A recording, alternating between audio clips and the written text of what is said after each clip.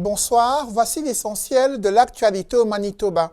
Le vote par anticipation a débuté ce samedi dans plusieurs régions de la province.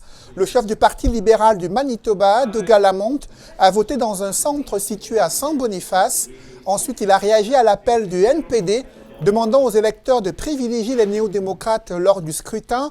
Les libéraux invitent les électeurs à plutôt choisir leur parti et leur candidat qui représente mieux le changement à la tête de la province. S'ils veulent le change véritable, c'est essentiel de ne pas voter seulement à cause de quelque chose que quelqu'un d'autre a dit. Si c'est les sondages, si c'est une autre partie, je vous encourage de considérer de voter avec votre foi, avec votre cœur, et surtout de penser avant de voter, parce qu'on sait qu'il n'est pas nécessaire de voter NPD pour sortir les conservateurs. On peut voter pour les libéraux et les arrêter les deux. Le chef des néo-démocrates du Manitoba, Wap Kinew, et sa famille ont voté ce samedi lors de l'ouverture des bureaux de vote dans le sud de la capitale provinciale. Vendredi, Wap Kinew a estimé que la lutte politique est serrée et ce samedi, il a de nouveau invité les Manitobains à se rendre massivement dans les différents bureaux pour exercer leur droit de vote. To vote this year, voting is so important. Obviously, I am asking for your support, but no matter who you vote for, I want you to get out and vote this year. The right to cast a ballot is something that our veterans have fought for. It's something that young people in Manitoba deserve to see us practice as our democratic right. So please get out and vote. Advanced voting is open. You can vote anywhere in Manitoba right now. Parlons de toute autre chose à présent. Ce samedi, un monument des trappistes, érigé dans le cimetière paroissial de Saint-Norbert, était au cœur d'une cérémonie religieuse en présence des moines et chrétiens. Monseigneur Albert Legatte, archevêque de Saint-Boniface, y a apposé des bénédictions. Cet acte est une marque de reconnaissance pour le rôle des moines trappistes dans le diocèse de Saint-Boniface. Cette cérémonie n'a pas laissé indifférents ceux qui connaissent l'histoire et l'importance de la vie monastique dans l'Église. Richard Sabé et Adam Edaoui.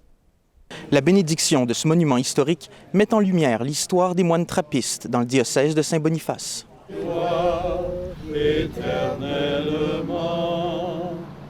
Quelques dizaines de personnes rassemblées au cimetière paroissial de Saint-Norbert ont suivi la cérémonie présidée par l'archevêque Monseigneur Albert Legatte.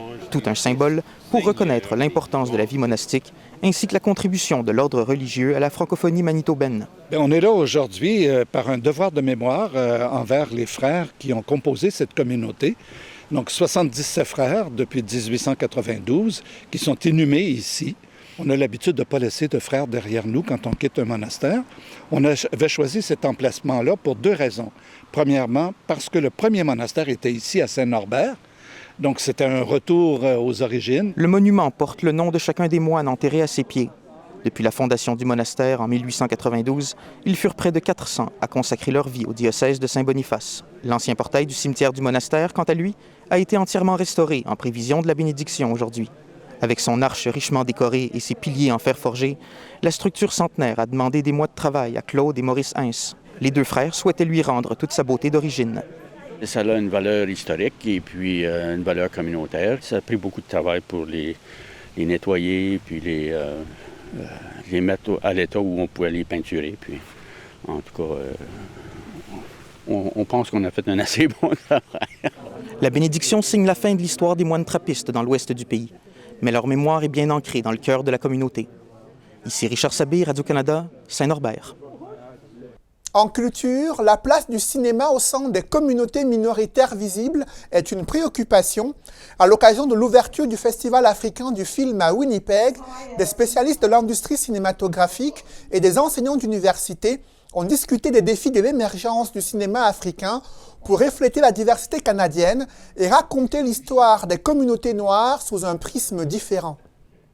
La première condition, c'est d'abord savoir qu'ils existent et ensuite de créer les espaces pour permettre que ces cinémas puissent non seulement se déployer, mais aussi se développer dans des espaces comme le Manitoba et le Canada où ces voix sont en général minorisées.